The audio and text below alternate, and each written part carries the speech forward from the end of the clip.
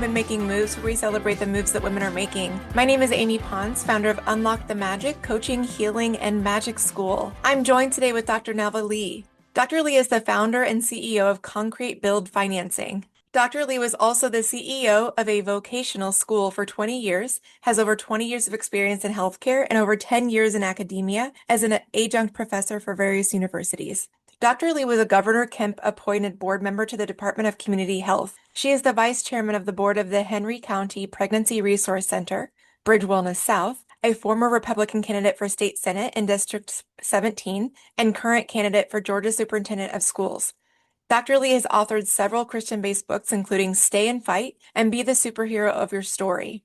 Dr. Lee volunteers at Relevant, her local church, and the Joy FM as a prayer partner. She was a homeschool mom and a substitute teacher for a Christian school. She has been married to her best friend Donnie for 25 years, and together they have 3 children. Dr. Nelva, welcome.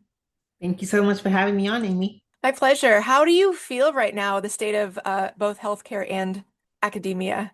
Well, to be honest, I've always been of the mindset that if you have complaints, you need to come up with solutions. And so that's one of the reasons that I'm running for office right now. So I believe that I have some good solutions to the dismal state of our public schools and healthcare. I've got a lot of opinions on healthcare as well, obviously. I'm sure. One thing that caught my eye during your bio was you're on the board of the Pregnancy Resource Center. And we know that right now in this time of place in US, the maternal mortality rate is very high, especially amongst Black women. That it has more to do with the fact that the healthcare institution, when they go to give birth, they just don't take Black women seriously when they're complaining about pain or complications. It seems like it's lifelong too. The narrative that women aren't listened to, and more specifically, Black and brown women are not listened to. And it's wild. The amount of us that have gone to healthcare providers with wanting to get answers and help and just more of the same, or in some cases, misdiagnosed or even, never diagnosed and you die of said whatever. So, okay, it's bleak. Got it. Not to start out on something that's negative, but that's just something that caught my eye. And especially, I can't imagine being on a board of a pregnancy resource center and seeing the opportunities and challenges and being met with the system that is both operating exactly how it was designed and also very broken as it relates to who it's serving ultimately. So correct. So what is Concrete Build Financing? It's a company that's a crypto company, crypto coin, but it's backed by real estate. And started it really when I started seeing the influx of investment companies and private equity in the space of commercial real estate, specifically apartment buildings. So they come into Georgia specifically. It's been very hit by that. They come in, they jack up rates, they purchase these apartment buildings, jack up rates astronomically, and then we have a homeless problem because nobody can afford them. And so I believe that, yes, there's lots of government programs that are trying to solve for that problem for affordable housing. But I believe that private industry, the private sector also plays a role. And what I like to see is commercial properties, commercial real estate purchased for the purpose of converting them to condos. And then these condos, we offer them to individuals as a rent to own option. So I don't know if you're familiar with Divvy, for instance. Divvy does rent to own residential property. Very low barrier of entry, because even the down payment is saved up throughout the rent.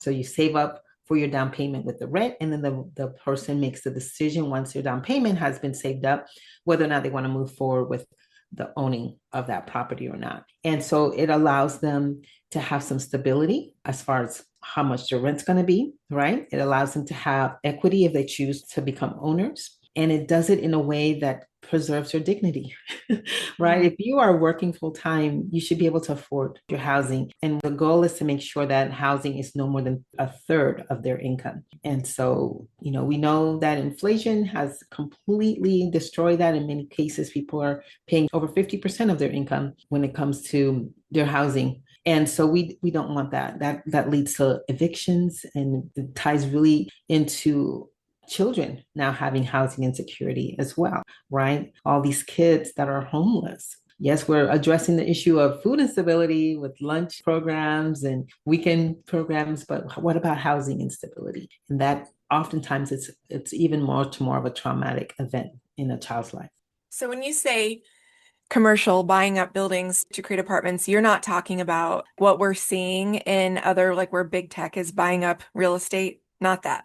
We want to purchase apartment buildings, convert them into condos so that we can sell them as a rent-to-own properties. Right. And who would you say this serves? And is it local to Georgia or is it nationwide? Georgia, but I believe the issue is starkest in the Southeast. So a lot of the Mm. Northeast, even where you're at in Chicago, you have a lot more rental controls and laws that protect renters. We don't have that in the Southeast. So yes, government has a role here as well. But if you go to any of these talks where multifamily people are looking to get into the multifamily businesses, they always tell you, go to the Southeast. It's so easy. Landlords have so much more rights in the Southeast. So we really need to protect people and renters. So there's more rights for landlords. What is that? Like what kind of rights? Well, let's just say that there are less rights for renters. And so it's very landlord friendly. Okay. So what moves are you excited to be making right now? Well, as you mentioned in my bio, I'm running for superintendent of schools. And two of my main initiatives, one of the reasons I'm running is to expand the Promise Scholarship Act. So we currently have a Promise Scholarship Act where parents can get vouchers, $6,500, but only for those that are in schools that are failing. Your school has to be in the bottom 25 percentile of the state of Georgia. And then only if you're currently in the public school system. So if you're, say, homeschooling your children, or if your children are in private school, you're not eligible. And I like to see that change. I personally homeschool my son through the fifth grade. He was on the spectrum and he needed his mama. And so I homeschooled him through the fifth grade, and it was the best thing for him. And then we adopted a little girl from the foster care system in Puerto Rico. And when she came to live with us, she had a lot of learning gaps. And even though she started off in the public school system, we took her out and put her in a Montessori style school where she thrived. And it shouldn't be that only parents with means have those options. We should be able to give those options to every parent. And that is why I would like to expand the Promise Scholarship Act to 8,000, where you can use it in any learning environment. And I believe that parents will then be engaged and be able to provide their children with educational environments that suit that child. And that's my first initiative. The second one, as you know, I was the CEO of a vocational school for 20 years. And I can tell you that vocational schools are game changers to a lot of people. I myself obtained a vocational certificate the summer between my 11th grade and 12th grade in high school. And I was able to use that as a mini internship, right? Even though I was college bound, I was able to use that as an internship. And as soon as I finished my degree, it gave me a great job opportunity because I had that experience. And so what I'd like to see is every high school graduate not only with a high school diploma, but also with a trade school certificate. And as I mentioned, if you're college bound, it helps, right? But if you're not college bound, it's a game changer. It gives you a career, a way to earn income and have some purpose. That's wonderful. The Promise Scholarship Act. You really nailed on something where your two children really needed unique Learning environments. Yeah, unique learning environments. And for those who don't wish to homeschool or don't have the resources to, whatever that looks like, every child deserves to be uniquely attuned to. Exactly. But the school system and the pace in which, or the copy paste approach that Mm-hmm. all of us likely grew up in, because whatever it is, like, there's 27 kids in a class, like how can you uniquely attune to each individual every single day? I know that everyone's just doing the best they can, but how can we shift that a little bit more so it's not as copy paste and we can attune to each child without, I don't know, what's the medium? That is why it's empowering the parents, because parents can be uniquely attuned to their child. It's very difficult for a teacher to do that with, again, 27 and 40 kids sometimes, but a parent can do that and they know what's best for their child. And if we give them options as far as different types of learning environments that they can choose from, they'll oftentimes you choose a learning environment that's best for their child. Not every parent's going to choose this, obviously, right? Because it requires effort. They have to drive their child back and forth at the school. Oftentimes, the voucher is not enough to cover everything. So obviously, there's going to still be the majority of children that are going to attend public school. All right. This is not decimating the public school in any way, but it is giving parents that absolutely need to use a different option. It's giving them the tools and the resources to do that. And at the end of the day, it's their tax dollars. I'm reading a lot about I don't know if you want to call them gaps or like the trends happening in kids that learned over COVID or, Yes. what are you seeing in the kiddos that in their very formative years? And I mean, you could probably say that anyone K through 12, I don't know where you were over COVID, but there could be something over that span of time, regardless of what grade you were in when that occurred. Mm-hmm. Is that being talked about, or is that a conversation of how we kind of catch up these kiddos, no matter where they were from a time where none of us learned like that? Exactly. Well, some kids did fare better than others, right? Depending on which states. Obviously, if you lived in states where the shutdown was over a year, you'll see a lot more learning gaps than others. But we are seeing the gaps, particularly in the early ages. So for those that were preschool age and first and second grade, those were such foundational ages that it's very, very dire. We're seeing ongoing problems even till this day for those children. So yes, that is a conversation, and educators are very much aware. I believe that the answer to that is resources, more resources. I don't know about Chicago, but in the state of Georgia, over 50% of our budget goes to administration, not to the schools, not to the teachers, not to the students. We need to change that paradigm. Okay. I mean, what I'm hearing you say is the top heavy. Very top heavy. I feel I was 20 years in corporate America. That's where everything is top heavy. It feels every industry is top heavy, where the trickle down effect that's not happening. That's not a thing. And so to your point, and I'm like this too. Yeah, sure. Let's get passionate about what's not ideal or going wrong right now, but also let's get through kind of the passion and the rage to figure out what we're going to do about it. Solutions, exactly. So it's like, I'm not in favor of just constantly talking about problems. Let's air them, sure. Let's find them, yes. And then what? That's why that's why I'm a coach. It's like, we're not going to stay here. We're going to get going. So all of these, and I'm going to speak more broadly here and probably more toward what I've been seeing in like the business or corporate sector for a long time, the older generations that get frustrated really easily with the younger generations because they don't learn the same or do the same thing or do it the same way that older generations would. And so they get mad, or they'll say, there's a big narrative right now that Gen Z doesn't want to work. Not true. It's not true. There's just a lot of that. So I worry about those kiddos that experienced a really big hardship over COVID, and people forget about that when they go later on to enter the workforce. And we're not, I feel, and let me talk as an elder millennial, I feel like millennials are one of the first generations that are like, absolutely not. No, thank you. Like, we're subscribing to all the things that came before us that don't feel good. And I'm hoping that my generation, when Gen Z or Gen Alpha comes up in the workforce, we do have that space to say, what do you need? Like, how do you learn? How can we make this fit for you? And there's some basics that some of these, I keep calling them kiddos because that's where but whether it be learning cursive or like having to sign documents and things like that. But there's a bigger piece like literacy gaps as well, right? Very much so. So again, like 70% of fourth graders in Georgia are not proficient in reading. 70% of fourth graders? Correct. And is that because of their learning over COVID? We can say that's part of it. Part of it. Yes. And 76% of eighth graders are not proficient in math. Those are 2025 numbers. Mm-hmm. How do you catch up? Resources. Resources. That's the way. We have to prioritize our children. So as I mentioned, the budget, the top heavy, that has to go. We need to make sure that by second grade, if children are not reading, that we are holding them back. We're not just passing them on, but then we are making sure that they're getting the resources for them. Every child learns differently. Yes, some are auditory learners, some are visual, but some are kinesthetic learners. Like, as I mentioned, my daughter, she needed a place like Montessori because it geared towards the way that she learned. And so we need to be attuned to our children and their needs and make sure that we're putting the resources there for them to learn at the very least the foundations. Mississippi, they went from 50th up to top 10. And they did it by going back to the basics, phonics, things that, no more new math. They went back to the basics and they were able to improve their scores. It's not rocket science. We know what needs to happen. We're just not doing it.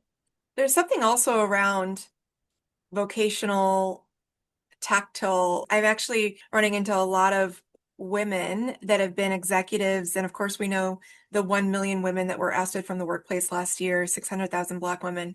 I've run into a lot of them and had conversations, and they're like, you know what I want to do for a while? I just want to go do something with my hands, like something easy or something tactile that gets them out of the mental gymnastics or psychological abuse that they had been finding, because full circle, that same attunement that children aren't getting.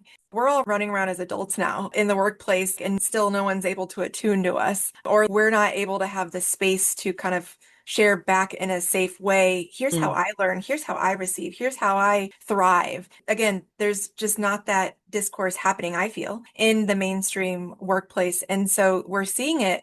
And it's going to continue to shift as there are different gaps over the different generations. But going back to basics, and some could say that's kind of vocational as well, right? That's correct. Yes. Vocational trades. That's where I feel like we're going to see this shift, maybe in this million women that have left the workplace, like going back to something vocational. And it's not that basic. I don't know.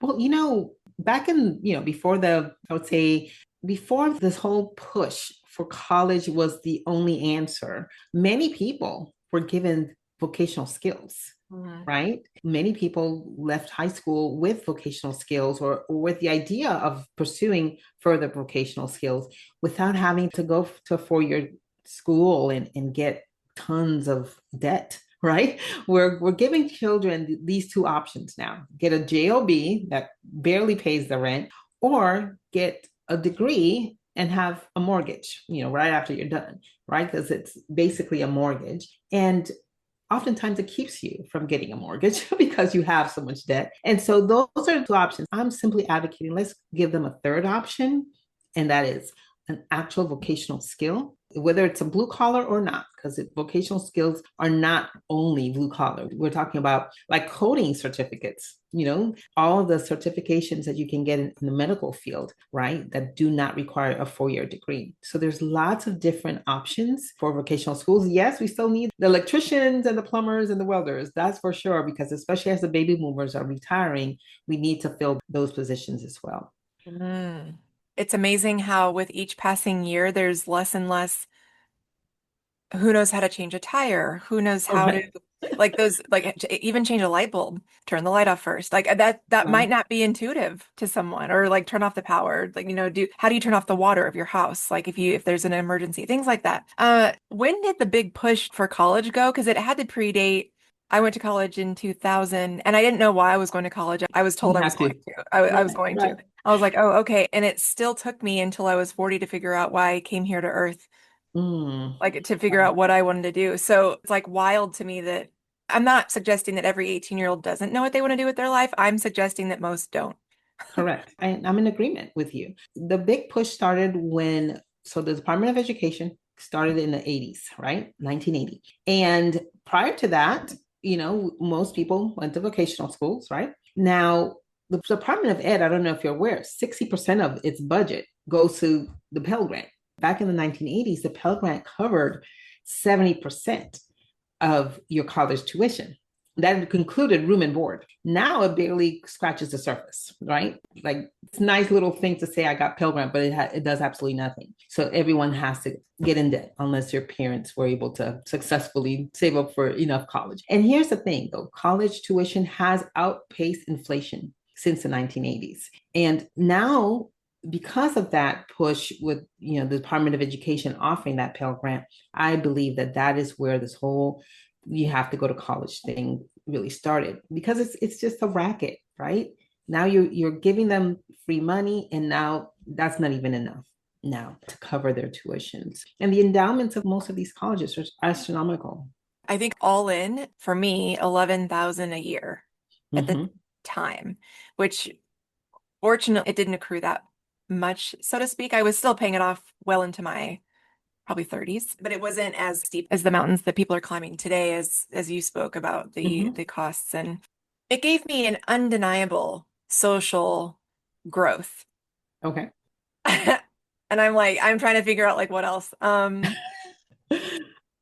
Definitely, if you want to become a doctor, a Sure. lawyer, and please go to college, right? But not everyone, that is not the path for everyone. No, I mean, I had a lot of fun. I certainly Hmm. made great relationships. I'm just trying to, it was awesome. Yeah, college was great, awesome. But yeah, as it relates to what I quote unquote do now to earn a living, it's not what I went to school for. So, Right, right. hmm. I would like to see us give more business skills as well. There's no reason why we can't prepare youngsters if they want to start their own businesses. And that, is a great partnership with a vocational certificate, right? So let's say you want to be a plumber and also start your own plumbing business, right? So let's say you're not someone that's very handy or wants to work with their hands forever. Well, then start your own business, right? And that way you can be the manager, but you at least understand what it's all about. There's so many different options that we can prepare youngsters before they graduate high school so that they can actually have a chance of succeeding without getting a college degree. Yeah, there's an organization downtown, Chicago Women in Trades, that actually has a facility where young women can specifically go station by station and try welding, plumbing, I love it. just so many cool things. And I was involved with a friend last year who is creating a line of clothing for women in the trades specifically. And they were doing this big partnership together. And I think it's so exquisite because it gives young women a chance to see why it's cool outside of the male-dominated patriarchal industry once they get in, and Mhm. misogyny and sexism and things like that. Before they get into like the harmful, they get to learn and try things out in a really safe space, I which I love think is that. pretty cool. So, Dr. Nova, what is something right now? You've talked about it in a few different ways, but is there something different than that you've already talked about that's kind of got you peaked right now? Like there's a lot Right. going on in our country right now, but is there something specifically that you want to get out there that really chaps your cheeks? Mhm. Well, I'll tell you, I'm one that I'll scream at the news often. So I try to not watch as much news because it does raise my blood pressure. But really and truly, the reason that I'm running for office, and I've mentioned this, is because I don't want to stay there. I don't want to stay in a position where all I'm doing is complaining and asking why, rather than, okay, let's figure out how. How can we change this? How can we make differences that are going to impact everyone or many at least, right? I'm just one person, but I believe that every one of us has the ability to make a positive difference in our neighbors' lives. It doesn't have to be through politics. It could just be through volunteering. It could be through, community organizations. I could give you a laundry list, honestly, Amy, of things that he can, things that boil my blood pressure. Okay. I'll give you a small one that's very Georgia specific. We have what we call the Hope Scholarship, and it's funded by the Georgia Lottery. Now, many youngsters, when they get this Hope Scholarship, they go to college, and within 1 to 2 semesters, they are off the scholarship because they're not meeting the requirements. I think that's preposterous. It to me is bait and switch at its best.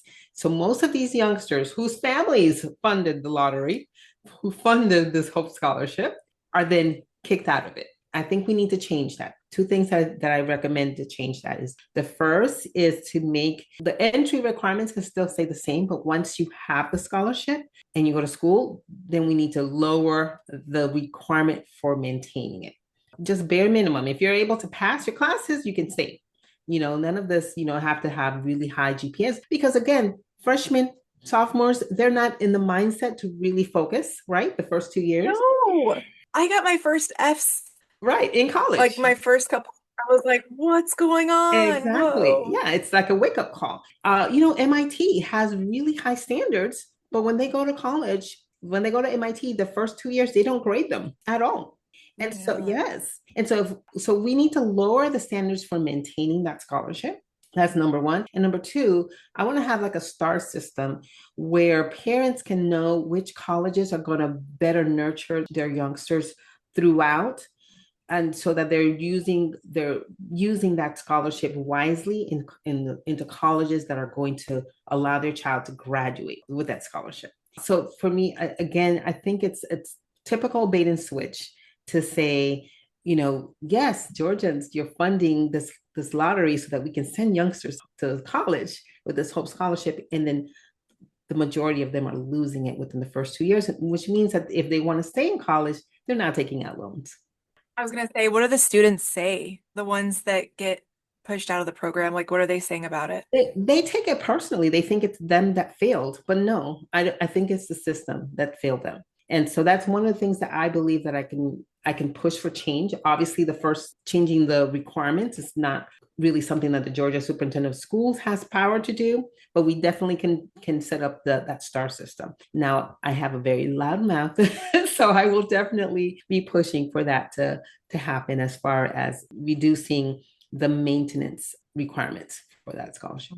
And to your point, it does take all of us right now on any degree that you have capacity for to create what you want to see in both your surroundings and the future. And I do understand a lot of people just don't have the bandwidth capacity, whatever it is, on a daily basis to give more toward Mhm. the social collective. I get it. And personally, I feel it starts with your own personal energy. What are you willing to tolerate or withstand every single day on any degree? And is there any way that you can navigate differently so that you can show up differently for yourself? Because that's actually the how, quote unquote, Mhm. that we create the change we want to see, regardless of what it is. I feel like it starts within, and to trust yourself that you're really trying or doing the best that you can Yes. on any given basis. I don't feel that anyone should be forcing themselves to get involved in a way that doesn't feel unique or authentic to them, or that they don't have capacity for, because then it just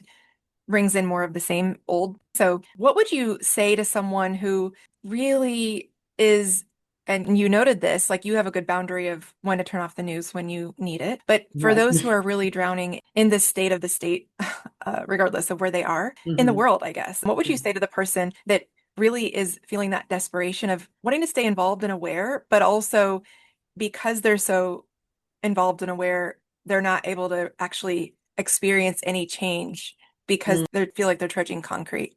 Well, I can tell you if you're feeling fear and anger, those are counterproductive emotions to making any change. Yes, it helps to have a little bit of it, but Like if that feel is it. Yeah, feel your feels. Yeah. right, but if that's all you're feeling, you're not going to do anything because it does keep you stuck. You have to feel hopeful for the future to want to make a change, to want to make a difference. And that is why I limit the amount of news that I watch. I limit my social media. Believe it or not, you're going to find out what's happening in the world. People are going to tell you. You can't open up any type of media without getting a little bit of what's happening in the world. But don't just consume it hours and hours and hours because it will keep you stuck. Second thing, and I learned this back in 9/11, actually. My son, my firstborn, had just been born. He was just a few months old when 9/11 happened. And I remember feeling so hopeless, just absolutely distraught. I was like, what kind of world did I bring my child into? And I remember going to work, and my boss at the time, because it was just like this feeling that was just not going away, like 2 or 3 weeks, and I was still feeling that way. And she said, why don't you volunteer? And I thought, how does that have anything to do with what I'm expressing to you? And she said, you just try it, just find some place that you're passionate about, volunteer. It doesn't even have to be that much, just maybe once a month, and it'll make you feel better. So I tried it. I took her advice and I started volunteering. And believe it or not, it did lift my spirit. When we give back, believe it or not, we get back. Right? It's just the law. That's how it works. And so I would recommend anyone that's feeling like hopeless, turn off the news, maybe go on a news fast and start volunteering at whatever capacity, even if it's just 1 hour a month, 1 hour a week, whatever you can handle, but it's going to give back. It's going to let you realize, you know what? Humanity is worth fighting for. And, Mhm. and it's just going to make you hopeful again. I agree with that because when I was feeling, 3 years ago when I said today's my last day from feeling into like a very toxic work environment and I didn't know what I wanted to do, how I was going to take care of myself. I didn't know any of that. And also, and I'm starting to feel it again. So this is an interesting tidbit for me. Mhm. I feel a visceral sadness when I see animals in natural disaster or war zones because Mm, they have no one. And one could argue, I'm not suggesting that every humans have a direct line to people that can help them, but in the context of animals. right, Animals don't have a direct line to anyone to take care of them. And especially if they've lost their pet parents or, right. in a war zone or something like that, and suddenly they have no access to food, water, safety, shelter, anything. And I feel like a very visceral, like my heart, like literally my gut and my heart hurt right now as I'm saying this. Mm, That is an invitation for me to go do some volunteer work with the local shelters around here and spend yeah, some time with some animals so that I can feel connected to the animals that are in need because many of the animals that I see reported on are across the world and I can't get to them necessarily. So that's one way that I could feel and regain a little bit of hope toward the collective souls of animals, of creatures, of yeah. nature. That's a way to reconnect myself personally. And you'll be doing a service to humanity as well, because I've gotten all of my pets from shelters, Same. and I think it's if we didn't have workers, a lot of them would be euthanized because Mhm. there's just nobody to take care of them. So I It think just makes, oh, yeah, so you're taking care of them until someone comes along that can adopt them. So babies. yeah. Oh, babies. So anyway, as we start to wind down, where can we find you and support your work? Yes, thank you so much. So my website is drnelvalee.com. That's DrNelvalee.com. And my website, podcast interviews are there. My books are there. My links to my books, my links to my social media, everything's on there. Mm, wonderful. Closing remarks as we wrap up. Well, I can tell you, I'm looking at all the posters that you have behind you, and they're very inspiring. I was trying to focus on your face, but also was looking at that, and I can tell that you're someone that pours into people, and I just want to say thank you for that, and thank you for this amazing interview. Thank you, Dr. Nelva.